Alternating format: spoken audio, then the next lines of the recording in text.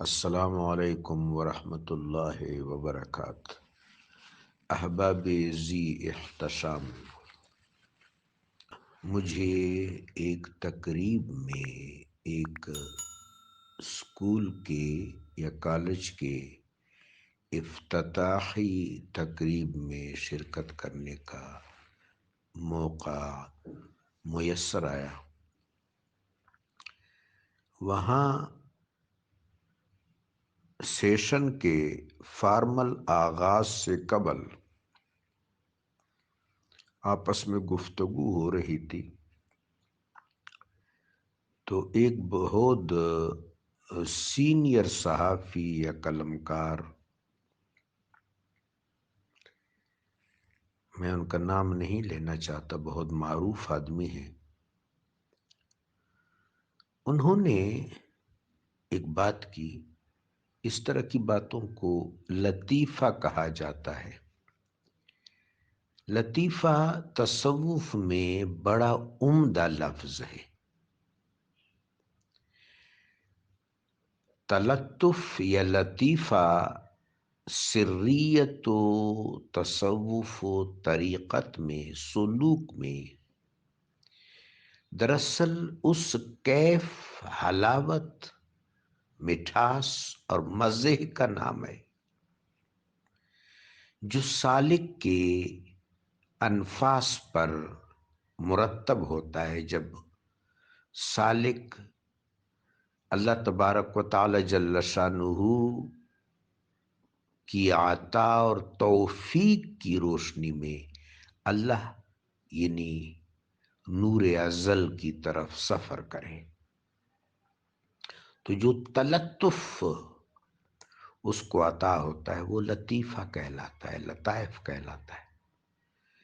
لیکن ہم اس کو لغوی معنوں میں استعمال کرتے ہیں کہ جب لوگ محظوظ ہوں، کسی چیز کو انجوائے کریں، اس سے لطف اٹھائیں، تو اس کو لطیفہ کہتے ہیں۔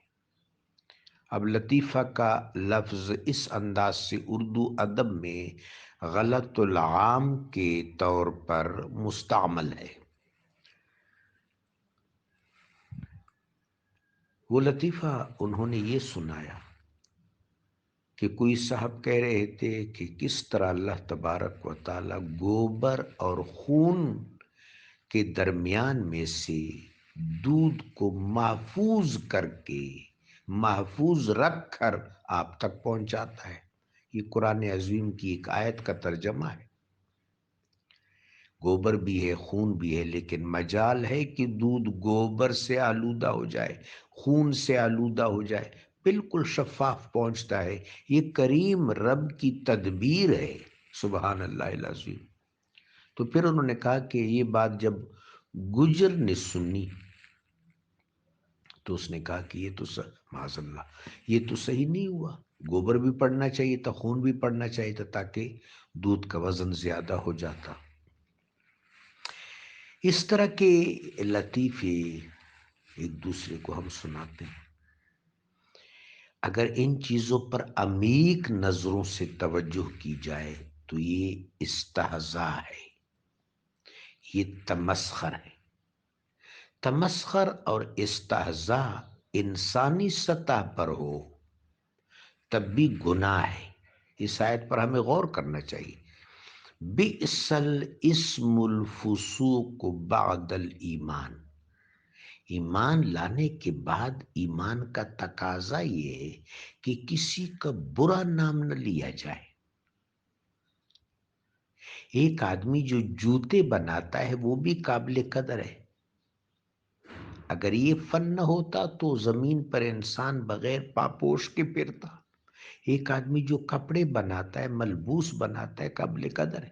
یہ سب جو بکھرے ہوئے ہیں انسانوں، گروہوں، قوموں کی شکل میں، یہ نفس واحدہ کا توسع ہے، یہ نفس واحدہ کا تنوع ہے، یہ نفس واحدہ کی مدبرانہ تقسیم ہے۔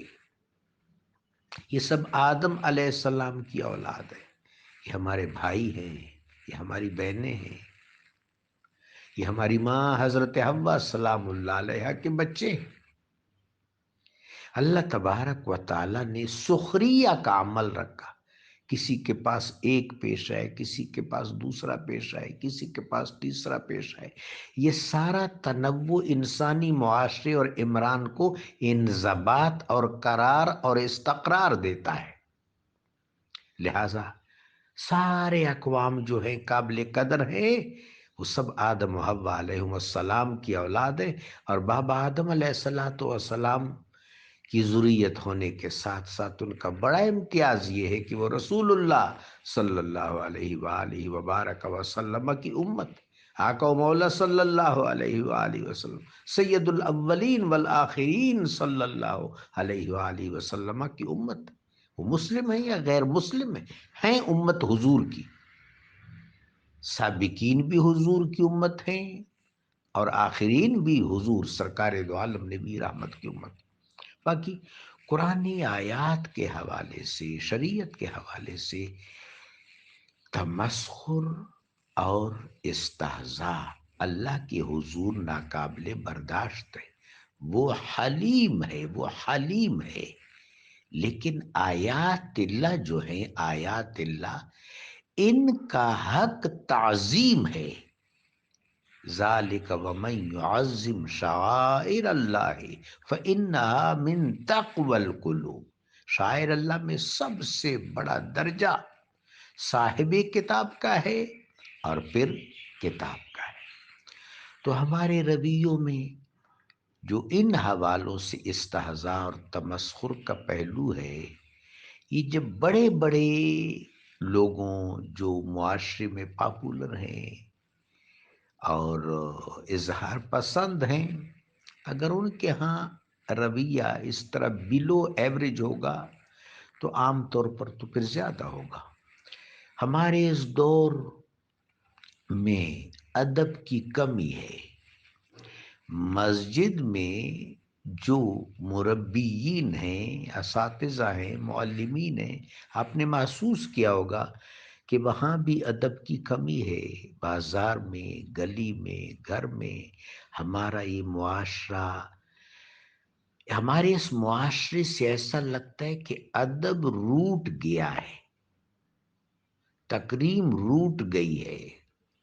حکیم الامہ حضرت اقبال فرماتے ہیں، جوانے را چو دیدم بے ادب، جوانے را چو دیدم بے ادب، روز مو تاریک گردد مانند شب۔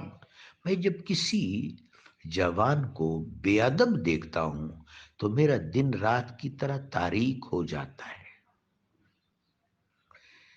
اور ہمارے بزرگوں میں حافظ ابن عبد البر گزرے ہیں رحمہ اللہ، انہوں نے العلم والعلماء کے نام سے ایک بڑی تربیتی کتاب لکھی ہے، بلکہ اس کو مدارس میں، اسکول کالجز میں اس کو گائیڈ بک کے طور پر ہونا چاہیے۔ مجھے اس کا علم نہیں ہے کہ اس کا ترجمہ اردو میں ہوا ہے کہ نہیں ہوا۔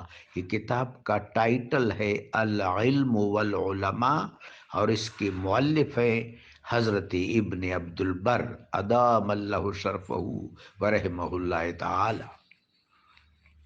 تو اس میں وہ لکھتے ہیں کہ علم کے لیے سب سے پہلے ایک ظرف ہے، اس کو ادب کہتے ہیں، پھر علم ہے، پھر اس علم کا کی حفاظت کا انتظام ہے، وہ حلم ہے۔ حلم، برداشت، تکبر سے، ریا سے، عجب سے، خود پسندی سے، خود ستائی سے اجتناب۔ ادب، درمیان میں علم اور اس کی حفاظت کے لیے حلم۔ ادب، علم، حلم، یہ محفوظ راستہ ہے۔ اللہ ہمیں محفوظ راستہ اختیار کرنے کی توفیق رفیق عطا فرمائے۔ اللہ تبارک و تعالی اس مودت کے اجتماع کو مؤثر بنا دے کہ آگے معاشرے میں مودت کے اجتماع کے رشحات پھیلتے چلے جائیں۔ جزاکم اللہ۔